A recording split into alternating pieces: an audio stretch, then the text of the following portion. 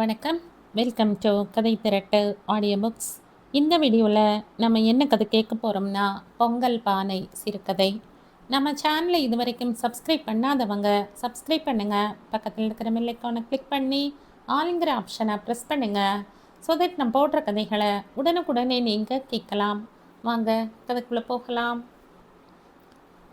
இந்த பானை அரைப்படி வடிக்கும் போல் இருக்கிறதே என்ற மருமகள் லீலா கேட்டு மாமியார் சிவகாமி முன் பானையை வைத்தாள்.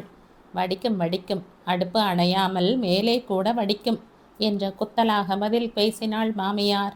ஏன் என்று மெதுவாக கேட்டுவிட்டு லீலா வெண்கல பானையை வெளிச்சத்தில் இப்படியும் அப்படியும் திருப்பி திருப்பி பார்த்தாள். ஏனா, அந்த பானையை தேள் கொட்டிவிட்டது. அதனால் என்ன, துளி புளியை வைத்து அடைத்துவிட்டு வைக்கலாமே, கல் போல இருக்கிறதே என்று தொடர்ந்து கூறினாள் லீலா. ஏன், நான் கூட அந்த இடத்தை பிடித்து கொண்டு நிற்கலாம். மூலியான பானையை வைத்தால் அப்படித்தான் இருக்கும் குடித்தனமும். பொங்கல் பானை என்றால் லேசு என்ற எண்ணம் போல இருக்கிறது. மாமியார் தன் கையில் இருந்த முறத்தை ஆக்ரோஷத்துடன் மேலும் 2 முறை பட்டென்ற தரையில் தட்டி ஆணியில் மாட்டிவிட்டு வாயிற்பக்கம் போகலானாள். லீலா பானையை பரிசோதிப்பதை விட்டு மாமியாரை தொடர்ந்தாள். இதை கடையில் போட்டுவிட்டு வேறு ஒன்றை வாங்கிவிடலாமே. பொங்கல் அன்று வெண்கல பானைதான் வைக்க வேண்டும் என்றால் இல்லாமல் இருப்பானேன் என்று மெதுவாக சொல்லி பார்த்தாள். பொங்கலுக்கு புதியதாக ஒரு வெண்கல பானை இல்லை என்ற லீலாவின் மாமியார் குறைபட்டு கொண்டே இருந்தாள். சுபமாக வயிறு பெருத்த வாய் குறுகின பானையில் தீயால் பொங்கல் வைத்து பால் பொங்குவதுதான் முறைமை. ஜோடு தவளையிலும் அடுக்கிலும் வைத்து வழிய விட்டால் குடித்தனமும் போகிறேன் போகிறேன் என்று போய்விடாதோ என்ற மாமியாரின் பேச்சு லீலாவின் மனதில் ஆழ பதிந்து விட்டது. அதனால் அன்று வெண்கல பானைதான் வைக்க வேண்டும் என்று பாடுபட்டாள். மாமியார் குத்தலாக பேசி அங்கலாய்த்தாளே தவிர உதவி புரிய முன்வரவில்லை. லீலா என்ன செய்வது என்று தெரியாமல் யோசித்தபடியே இருந்தாள். வெண்கல பானை ஒன்று வாங்கிவிடலாமா என்று மீண்டும் ஒரு முறை மாமியை கேட்டாள் லீலா. அதற்குள் எதிர்வீட்டு அம்மாள் பகல் பொழுது போக்குவதற்கு பேச்சுக்காக இவர்கள் வீட்டுக்கு வந்தாள். அப்பொழுதும் மாமியார் தன் குறையை வெளிப்படுத்தலானாள். சுபமாக வைப்பதற்கு ஒரு பானை கொடுக்க வழியை காணோம் பெரிய பணக்கார தகப்பனுக்கு. என் வீட்டு சாமானை பெண் மராமத்து பண்ணுவதற்கு ஒரு குறைச்சலையும் காணோம்.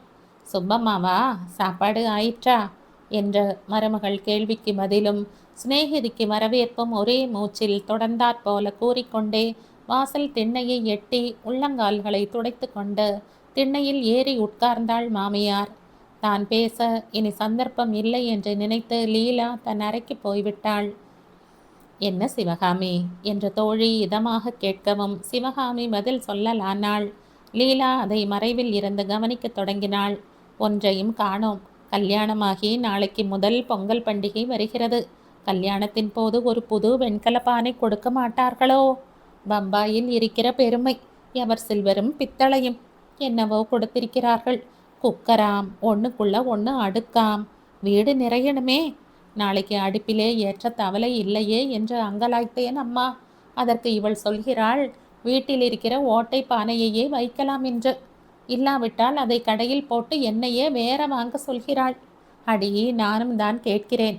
புதிதாக குடித்தனம் செய்ய வந்தால் ஆசை இருக்காதோ? அதுதான் இல்லை, வெட்கம் இருக்காதோ? இந்த மாதிரி நான் கேட்டதும் இல்லை, கண்டதும் இல்லை என்றது மாமியார் குரல். மாமியார் தவளை ஆகி வந்தது என்று இருக்கும். சம்பந்தி பழைய நாள் ஆசாமியாயிற்று, சற்று புது நாகரிகமாக சம்சாரம் பண்ணட்டும் என்று இருக்கும் என்றது சுப்பம்மாவின் குரல். அப்படித்தானே சாமர்த்தியமாக சொன்னாள் அவள் தாயார்காரி.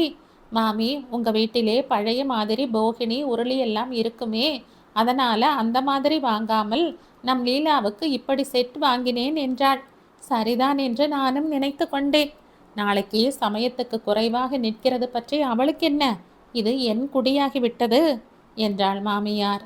தனியாக வேறு ஊருக்கு போனாலும் கட்டி எடுத்து செல்ல கச்சிதமாக இருக்கும் என்ற எண்ணெயை ஊற்றினாள் சுப்பம்மாள். என்ன உள் மர்மமோ என்றாள் சிவகாமி. கேட்டதும் லீலாவுக்கு மிகவும் வருத்தமாகிவிட்டது.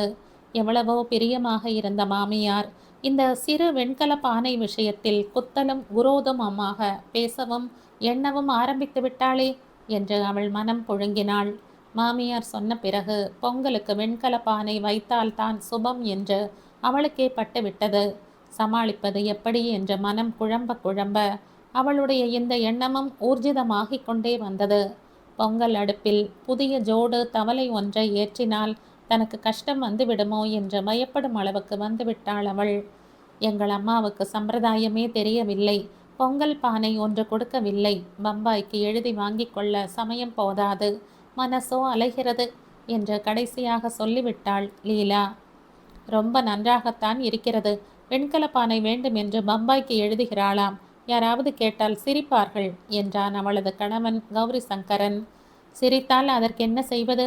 செய்ய வேண்டியதை செய்ய வேண்டாமா? அவர்களுக்கு தெரியாவிட்டால் நாம் சொல்லிக் கொடுப்பது. மேலும் இப்படி செய்வது அவசியம் என்றால் முன்னாடி சொல்லக்கூடாதா என்று அம்மா என்னைத்தான் கோபிப்பாள்.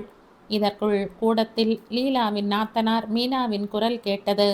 இத பார், மீனா வந்துவிட்டாள். அவள் ஏற்பாடு செய்வாள், பயப்படாதே என்று ஆறுதல் கூறி அவள் கன்னத்தில் லேசாக தட்டினான் கணவன். லீலா தன் வேலையை பார்க்க போய்விட்டாள். மீனா தாயாரை பார்த்த பிறகு தமையனை பார்க்க சென்றாள். மீனா, அம்மா என்னமோ பொங்கல் பானை வேண்டும் என்கிறாளாம். அதற்கு லீலா தன் அப்பாவுக்கு எழுதப் போகிறாளாம். சேச்சே, நன்றாக இராது. அவர்கள் என்ன நினைத்து கொள்ள மாட்டார்கள் நம்மை பற்றி? தங்கச்சங்கிலி வெள்ளி பாத்திரம் என்று குறைபட்டு கொள்கிறார்கள். அதுவே அற்பத்தனமாக தோன்றுகிறது. இந்த அம்மாவுக்கு மன்னிக்கும் பைத்தியமா? நான் போய் சொல்கிறேன், இருங்கள் என்று கூறி அவள் தன் தாயாரிடம் சென்றாள். என்னம்மா இது? நம் வீட்டில் 1000 பாத்திரங்கள் இருக்கின்றன. ஒரு வெண்கல பானை குறைந்து விட்டதென்று நாளைக்கு பொங்கல் நின்று விடுமா? இதை ஒரு பிரமாதம் என்று எழுதினால் அவர்கள் நம்மை கேவலமாக நினைக்க மாட்டார்களா என்று நேரே கேட்டாள் மீனா. தாய் வெகுண்டாள். அடியே மீனா, பொங்கல் வைக்க புதுப்பானை இல்லையே என்று அங்கலாய்த்தேன். பழைய விரிசல் பானையை கொண்டு வந்து கொடுத்தாள், அச்சாணியம் போல. அது எதற்கு என்றேன். அதற்குள் அகமுடையானிடம் சொல்லி உன்னிடமும் புலம்பி வீட்டையே 2 படுத்தி விட்டாளே. அழகுதான் போ. இந்த 55 வருஷம் நான் வாழ்ந்ததற்கு இந்த மகடமாவது இல்லாவிட்டால் எப்படி? போதும் அம்மா. அவள் ஒன்றும் சொல்லவில்லை. பம்பாய்க்கு எழுத போவதாக அண்ணா சொன்னார். எனக்கு வெட்கக்கேடாக தோன்றிற்று. உன்னிடம் கேட்டேன்.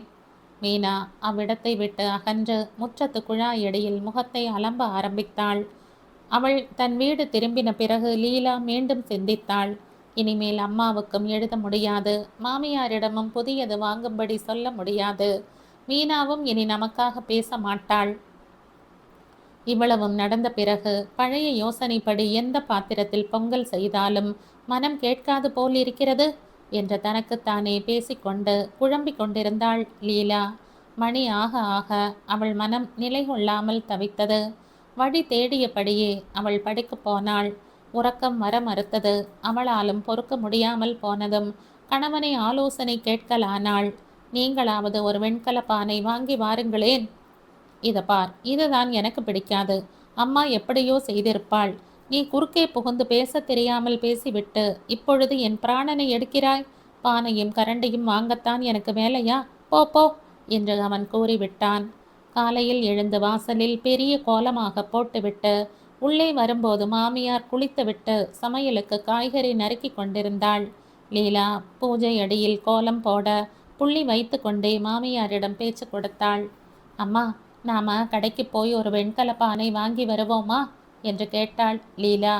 உங்க அம்மா எதில் பொங்கல் செய்வாள் என்ற பதிலுக்கு கேள்வி கேட்டாள் மாமியார். எந்த பாத்திரம் இருக்கிறதோ அதில்தான். அப்படியே செய்ய நீயும் என்றாள் மாமியார். மாமியாரின் பற்றற்ற குரலை கேட்டு லீலாவுக்கு துக்கம் பீறிட்டு கொண்டு வந்தது. ஆனால் ஒன்றும் வெளிக்காட்டி கொள்ளாமல் அவள் மேலே பேசினாள். அப்படி சொன்னால் எப்படி?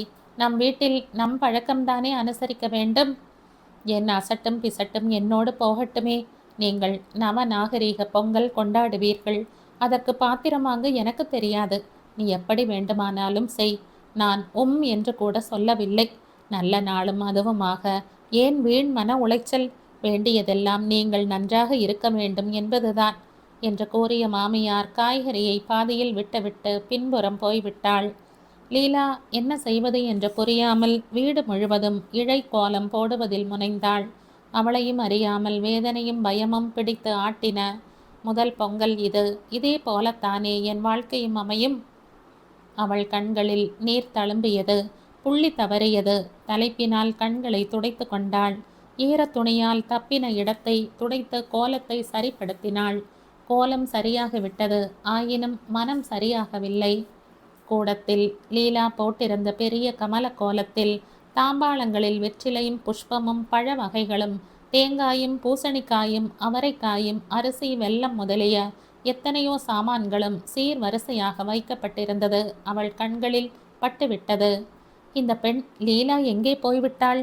நீங்களே தட்டுகளை கொண்டு வர வேண்டியிருக்கிறதே என்று லீலாவின் தாயாரின் குரல் கேட்டது. குழந்தை எங்காவது அந்த பக்கம் போயிருப்பாள்.